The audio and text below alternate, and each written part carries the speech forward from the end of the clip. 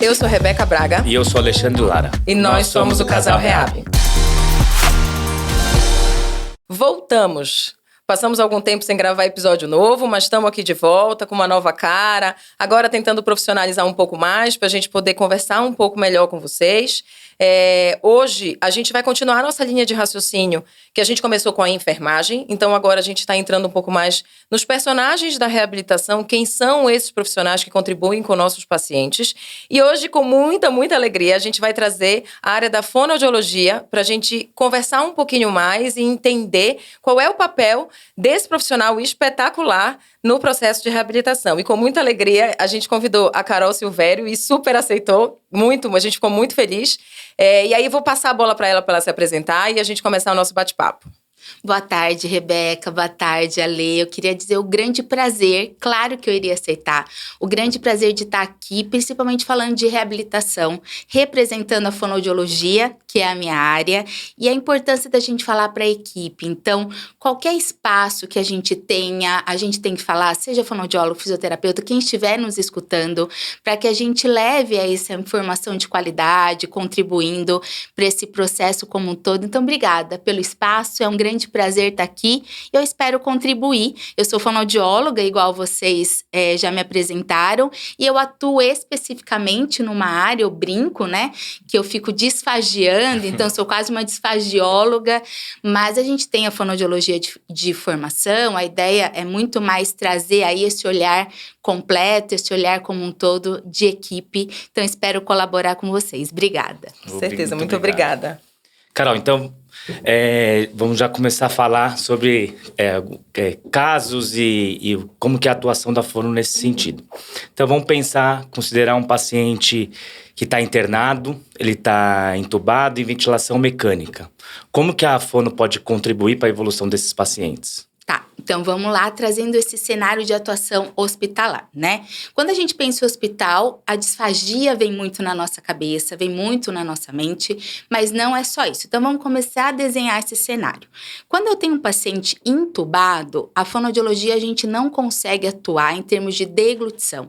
Em termos de disfagia, a gente até tem um parecer do Conselho Federal de Fonoaudiologia, com a Sociedade Brasileira de Fono e a AMIB, que não recomenda a atuação em deglutição com o paciente intubado. Por mais alerta que ele esteja, a gente sabe que hoje, né, o paciente já tem uma condição cognitiva de responsividade melhor, às vezes no final desse momento do tubo, mas eu tenho um tubo passando na via aérea, o quanto é arriscado eu trabalhar com deglutição nesse momento.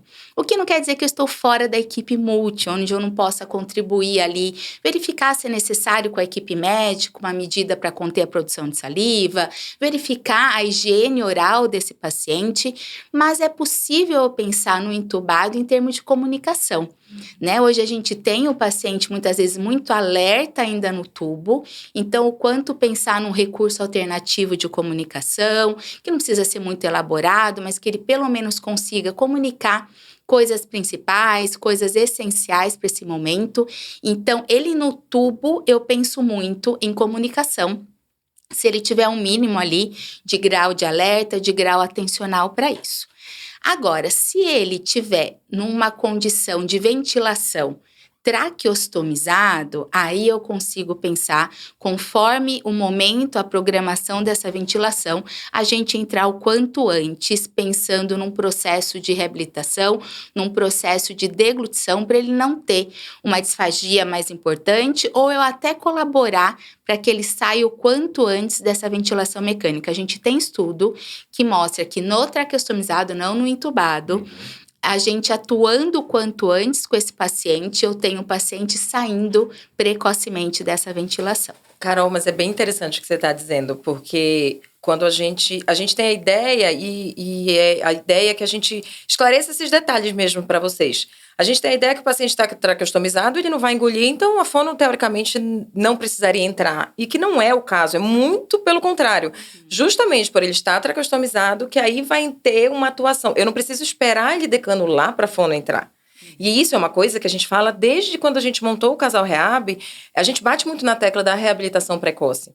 Porque quanto mais precocemente a gente consegue uma intervenção para o nosso paciente, a gente já vai treinando, deixando ele apto para vai tentando conquistar essa deglutição de uma forma eficiente, que é o que a gente precisa, e vai conseguindo promover essa qualidade de vida, essa melhora do quadro geral do paciente, né? Exatamente. E já que, vamos pensar nesse cenário de traqueostomia, e é onde eu realmente gosto de falar muito, porque o fonoaudiólogo está nesse contexto da decanulação, junto com a equipe médica e com a equipe de fisioterapia, né, nesse processo, mas é importante definir o nosso papel, né? Então, quando a gente pensa em traqueostomia, acho que a primeira coisa que tem que ficar muito claro não é ela que está causando a dificuldade em engolir, não é ela que está causando a disfagia. Tá? Então, paciente... Isso é uma dúvida bem frequente. Então, exatamente, porque dá a sensação de que o traqueostomizado vai ser disfágico. Isso, né? Exatamente. E não é uma verdade. A gente tem muitos pacientes traqueostomizados que não têm dificuldade em engolir. O que acontece é que para o paciente muitas vezes chegar na traqueostomia, principalmente no ambiente hospitalar, ele ficou muito tempo entubado, muito tempo acamado, e aí vem todas as questões musculares com relação a isso, e aí ele desenvolve a disfagia, que a traqueostomia vai piorar. Então, uma cânula, se o paciente é disfágico, ela vai sim trazer seu impacto. Eu quero ele sem a cânula, mas não é ela. O grande problema em termos de disfagia ou é mecânico da parte respiratória, alguma questão dessa região, alguma cirurgia, ou então algo neurológico que está trazendo essa disfagia. E quanto antes eu atuar com esse paciente, melhor. Seja em ventilação mecânica, fazendo aí, claro, eu vou precisar do fisioterapeuta junto comigo. Nós fonoaudiólogos, a gente não mexe na ventilação mecânica, mas a gente já consegue atuar muito, muito precocemente com esse paciente. E se eu penso, né, então a gente vai pensar em decanular esse paciente, a função do fonoaudiólogo é contribuir com a deglutição de saliva, para ele ter um melhor manejo dessa secreção e com isso auxiliar nesse processo. Mas é uma parte. Eu também tenho que ter equipe médica e a fisioterapia junto comigo. Acho que é importante a gente esclarecer um pouquinho a questão da saliva. Por que é difícil? Por que é tão importante ensinar a engolir a saliva para o processo de decanulação e etc. Acho que é só para clarear. Sim, então se eu penso nesse processo, Rê, a gente tem desde o paciente que saiu da ventilação mecânica, tá traqueostomizado, e tá com um tipo de traqueostomia com um cuff, que é com aquele balonete. E o critério, assim, o motivo daquele cuff é só para ventilação mecânica, é para isso que ele serve. O problema é que o paciente com disfagia, ele tem uma aspiração de saliva, que por mais que esse cuff não proteja contra ela, a gente não pode negar que é uma barreira mecânica ali na minha traqueia, que está impedindo pelo menos que essa saliva desça de uma vez para a parte da via aérea, para a parte pulmonar.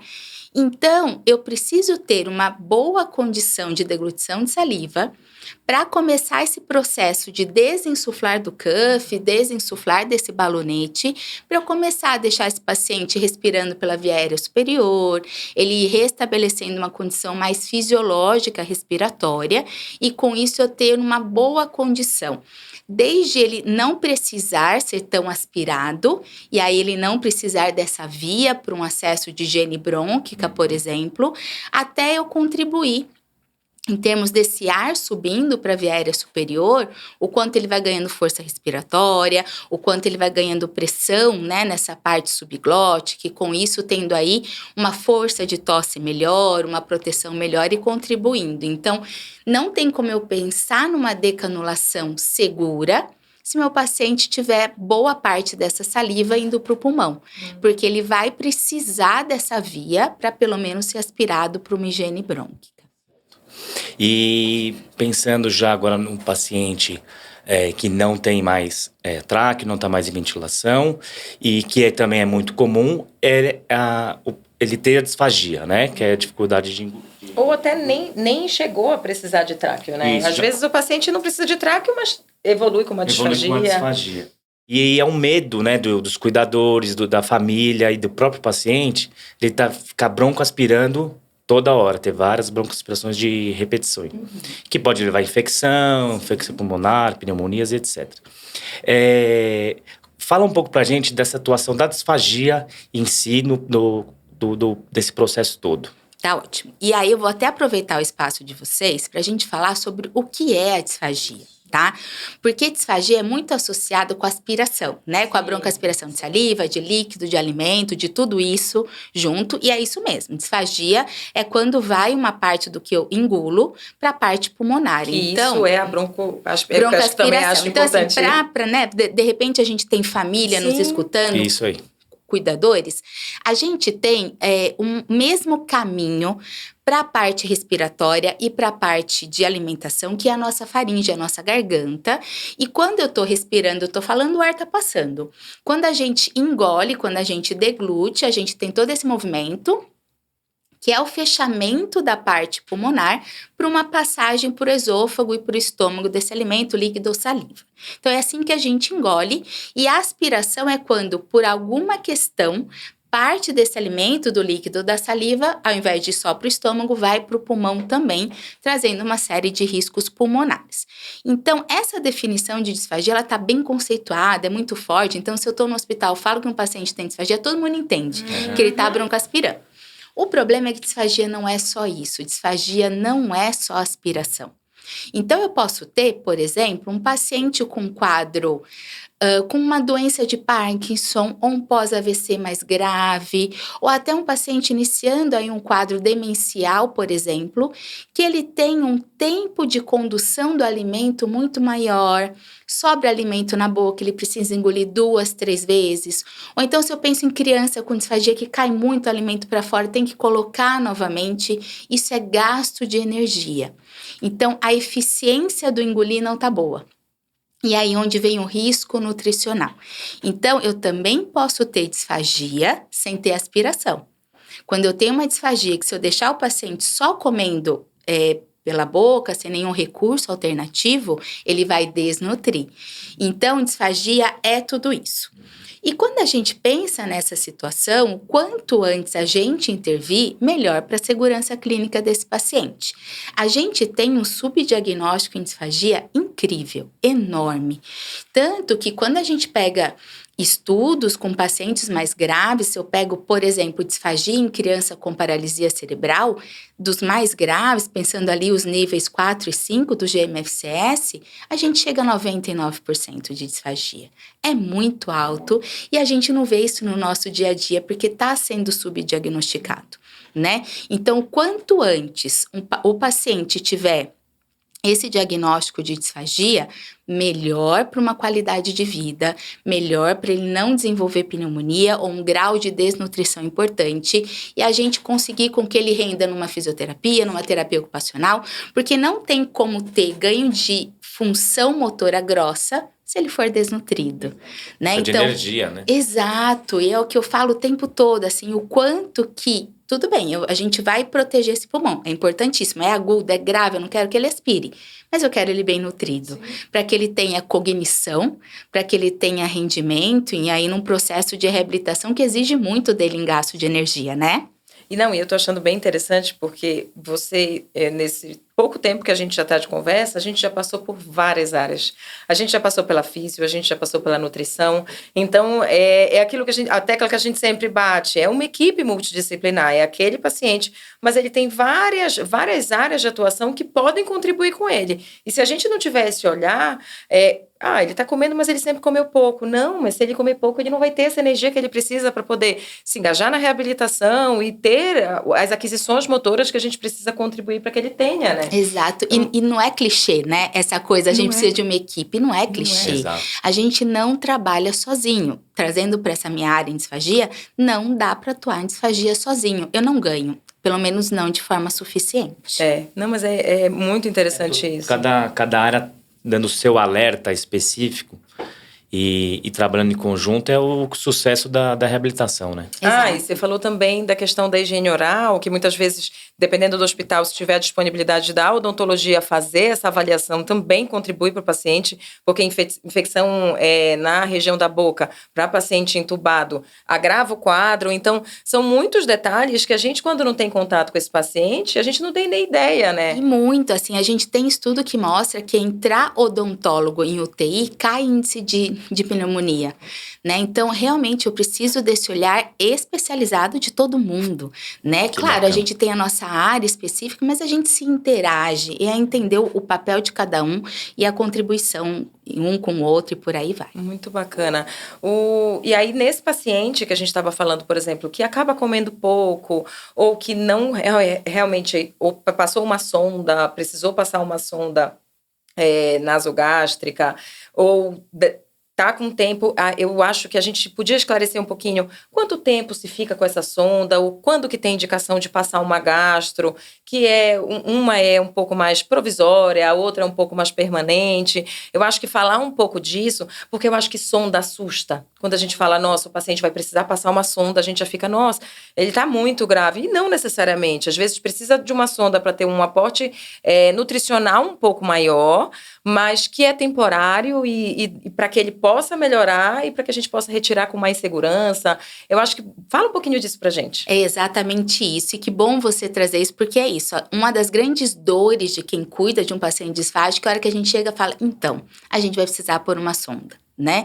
E é entender que colocar um recurso alternativo, que a gente chama de alimentação, uma via alternativa de alimentação, é dar condições de trabalho, né? Então, não existe um tempo tão fechado entre um e outro, né? Mas, normalmente, a gente pensa na indicação da sonda nasal 3 a 6 meses, chutando muito alto, tá? A gente tem aí, às vezes, indicações até com menos tempo. Depende muito da patologia, o que eu espero desse paciente. A maior aflição dos familiares, às vezes até da equipe, é quando a gente vem com a indicação da gastrostomia, que para quem não conhece é a sonda que vai direto no estômago. E na verdade, além dela ser socialmente muito melhor do que aquela sonda no nariz, ela é mais esconder, né? Mais Exato. confortável. Então, eu prefiro trabalhar com paciente com disfagia, com a gastro, que eu não tenho uma sonda segurando o resíduo de alimento na garganta, que eu não tenho algo machucando, do que a sonda nasal. Claro que a gente não vai indicar a gastro sem ter, sei lá, eu espero que esse paciente, ele é um pós-AVC, um pós-derrame, eu sei que ele tem uma tendência boa a ter uma grande reabilitação.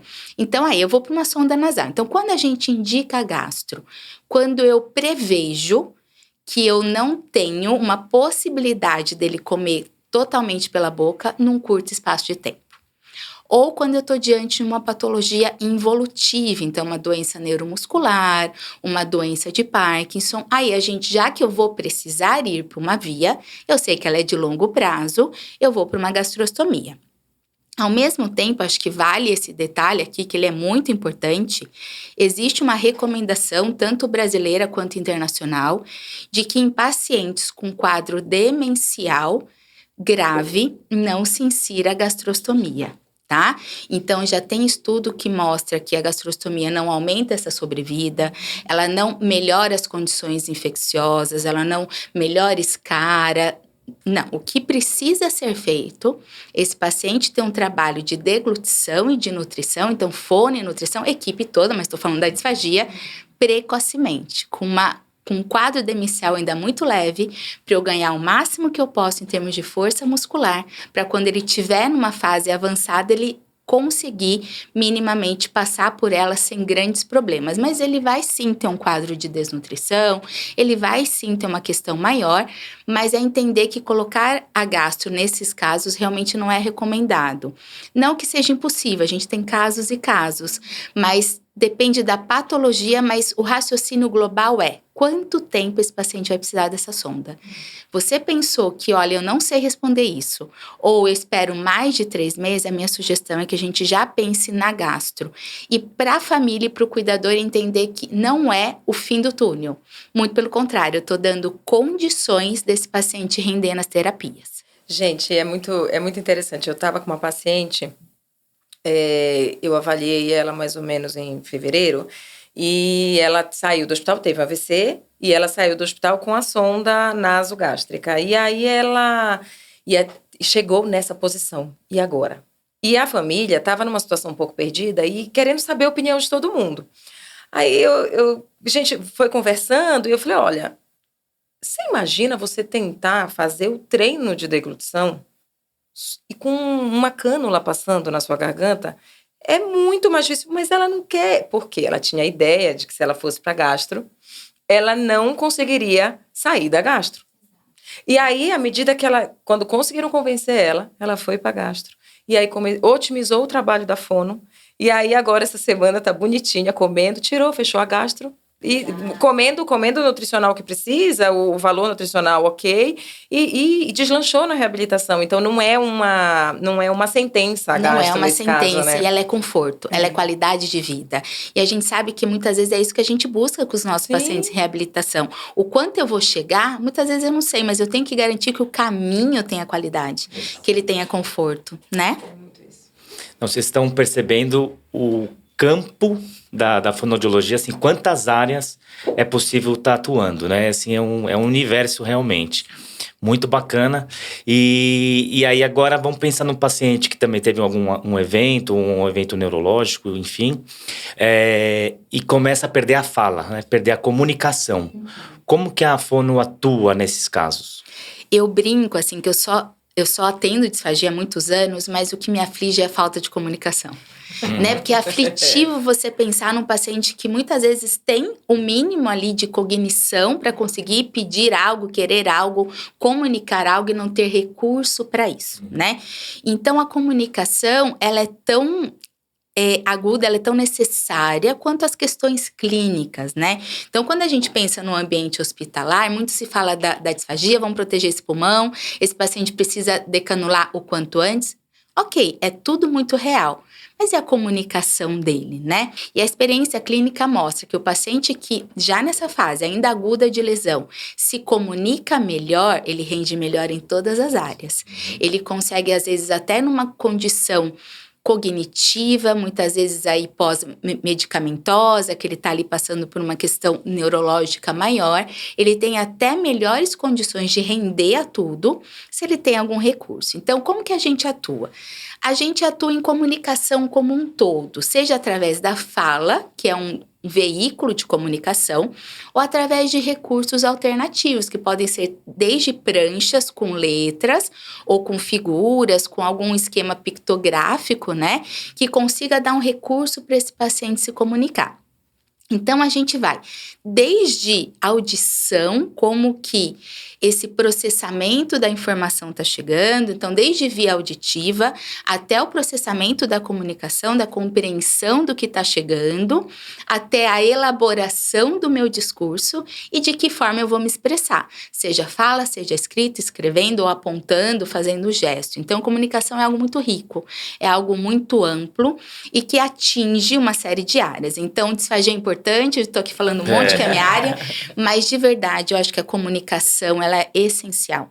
Não tem como a gente ter um bom segmento nas terapias como um todo, na sua maior potência, se meu paciente não está se comunicando o máximo que ele pode. A gente vai ter paciente que vai desenvolver uma afasia, que não vai conseguir realmente ter uma boa compreensão, uma boa expressão, ou que já tem algo congênito, alguma coisa nesse sentido, mas o máximo que ele puder comunicar, que seja desconforto, ele já vai render diferente na terapia, né? A gente consegue acolher de outra forma e entender de outra forma. Então, é essencial e o quanto antes a gente puder entrar, então, para que as equipes dos hospitais entendam que a gente realmente precisa olhar para isso também, não é só disfagia. E é interessante também, porque assim como na fisioterapia, ou na TO, ou até na medicina, cada um tem a sua área. Todo mundo é médico, mas cada médico, todo mundo que cursou medicina é médico, mas depois faz a residência e se especializa. Na fono não é diferente. Então tem o fono que acaba trabalhando um pouco mais com a disfagia, que é a Carol, como por exemplo a Carol, e teve mais experiência nessa área, e tem o fono que acaba indo muito mais para a área da linguagem. E muitas vezes a gente precisa dos dois, dependendo do paciente, da complexidade do paciente, ter o atendimento tanto da disfagia quanto da linguagem faz sim diferença para esse paciente, porque esse paciente pode ser um afásico, por exemplo, que tem uma alteração de fala, mas além da afasia ele pode ter uma disfagia, que é essa dificuldade de deglutição. E ter essa atuação dos dois contribui com ele. Então, acho que, além disso, da gente pensar que a fono tem algumas áreas, a gente também tem a intersecção da fono com outras áreas que a gente já falou. Então, entrando um pouquinho nisso, essa parte, por exemplo, da comunicação, que a gente acaba tendo uma proximidade um pouco mais com a atuação da terapia ocupacional ou a atuação do físio com a questão da ventilação mecânica, com a fono para poder ajudar nesse desmame. Como que é para vocês esse trabalho interdisciplinar, esses objetivos em comum? Como que a gente consegue delimitar o espaço? Ele é essencial, né? Foi o que eu falei lá no começo. Eu não consigo trabalhar sem parcerias e que entendam a minha função, que eu entenda a função deles e que entendam que tem condições que a gente vai atuar realmente juntos, né? Então, assim, se eu penso nessa parte de comunicação, com essa parceria de TO, eu tenho desde o aspecto visual, né?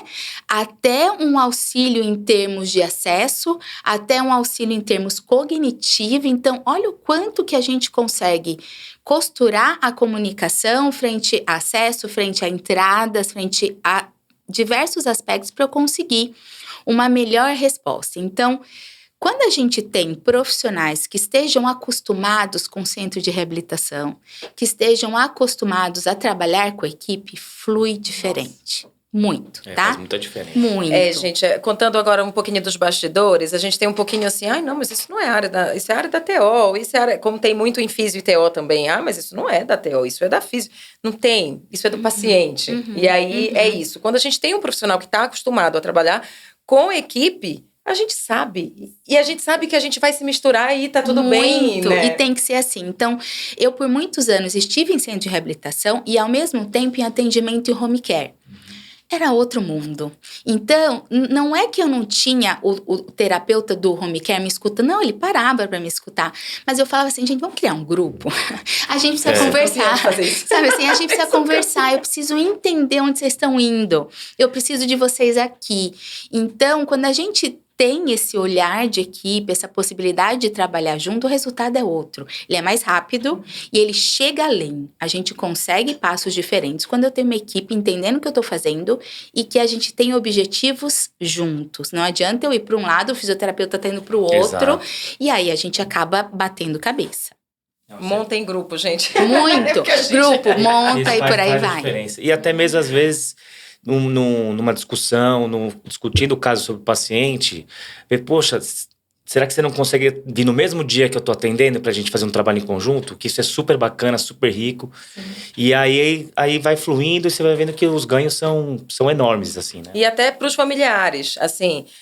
se caso os terapeutas que estão atendendo o seu familiar ou até cuidador, você observar que esse trabalho está muito separado, junta todo mundo, propõe deles conversarem, porque isso vai sim fazer a diferença para o paciente, completamente. Total. E eu brinco muito, mas é muito real. A gente, nesse dia a dia mais home care, a gente tem muita pressa. A gente mora em São Paulo, aqui a gente tá em São Paulo, então a gente tem trânsito, a gente tem aquela coisa, a gente atrasa um monte de coisa. Eu falo, gente, para. Então, chega um fisioterapeuta, larga sua bolsa, senta e conversa. Aproveita aquele instante, entende o que ele tá vendo. Às vezes chega informação de evolução que outro profissional tá vendo e que te liga um alerta para sua atuação. Você fala, nossa, não tinha visto. Nossa, não sabia que isso tá acontecendo. Então, a gente tem que parar, tem que conversar. Isso não é perder tempo de forma alguma. Eu consigo ter um resultado melhor no que eu entrego se eu tenho a equipe junto comigo, não há dúvida. Não, e outra coisa que eu digo também de atendimento, não é o tempo que você fica lá, né? Não adianta uma terapia de 1 hora totalmente fora do objetivo específico daquele paciente. É melhor ele fazer 10, 15 ou 20 minutos bem feitos daquela atividade que você quer mesmo, daquele objetivo. O resultado vai vir muito mais. É muito maior o resultado quando você foca direcionado, né, do que algo perdido em tempo. Exatamente. Que não é o tempo que define a evolução. Não. Sim, a qualidade de informação que você tá e de atividade que você está fazendo naquele momento. Exato. E muitas vezes esse tempo ele é melhor gasto orientando a família da consistência alimentar. Exato. Entendeu? Então, assim, tem paciente que não aguenta mais do que 15 minutos de terapia, não adianta. Neurologicamente, cai o alerta dele. Não existe só fadiga muscular, existe fadiga cognitiva. Chega uma hora que não vai. Para que eu vou forçar? Né? Não estou ganhando mais nada ali, eu preciso ter uma boa entrada para eu ter um aprendizado sensório-motor. Então, nessa hora, parou, durou 15 minutos, tá tudo bem. A outra sessão pode ser que dure 1h10. Sim. Tá tudo bem também. Exato. Né? Então, é entender esse desenho. Nesse momento, a gente não ganha mais nada e perde. Perde porque o paciente deixa de aderir, porque o paciente fica cansado, porque o paciente se frustra porque não está conseguindo. Então, é entender que não é o tempo e sim a qualidade da entrega, a qualidade do que a gente está conseguindo na hora da nossa intervenção. É isso mesmo. E, Carol, as áreas da saúde hoje em dia vem crescendo muito em termos de tecnologia, né? Como que tá isso na área da fono? Isso vem com força também, tá? Eu sou muito fã de tecnologias, pensando muito na área da reabilitação, claro que puxando a sardinha para a disfagia, porque é o que eu acabo conseguindo falar com mais facilidade. A gente tem hoje dispositivos tecnológicos muito mais inseridos no nosso dia a dia. Então, eu posso trazer eletroestimulação, eu posso trazer fotobiomodulação, eu posso pensar em neuromodulação, tá? Infelizmente, esse último tipo eu ainda não tenho informação, mas chegaremos lá. Tá aí já caminhando. Mas o quanto hoje, não que os dispositivos sejam essenciais. Não adianta, é a mão do terapeuta, é uma boa avaliação clínica, é entender o meu caminho da reabilitação. Mas se eu tenho um dispositivo que consiga me facilitar um desempenho muscular ou que consiga me dar um componente sensorial melhor, não tem por que eu não inseri-lo num contexto de reabilitação. Então, hoje, a tecnologia ela é presente, desde dispositivos facilitadores dessa parte muscular, sensorial e tudo mais, até dispositivos de comunicação, né? Então, hoje a gente tem desde dispositivos que conseguem, se eu pensar num paciente com uma doença progressiva grave, então uma esclerose lateral amiotrófica, ele já consegue, se for vontade do paciente, e captando a voz desse paciente para lá na frente ele ter um dispositivo que comunique com a voz dele e a riqueza emocional que isso traz, então que é uma série de possibilidades. Ao mesmo tempo, a gente também tem que saber trabalhar sem eles, né? Então, eu brinco, falo, nada como um papelzinho que eu faça ali, um alfabeto, esse paciente vai. Então, eu preciso dar conta, né? Mas sim, hoje está muito inserido. Eu acho que é um campo que só cresce. Tem que saber de reabilitação antes de saber do dispositivo. Eu sempre falo, primeiro eu tenho que ser muito boa em deglutição e disfagia para depois eu usar laser, né? Mas eu tenho que buscar, porque traz um resultado mais rápido.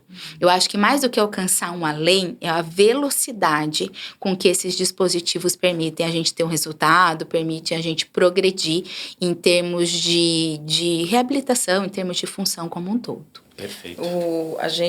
Eu tô lembrando, você está falando, eu tô lembrando da experiência que eu tive no centro de reabilitação na Suíça.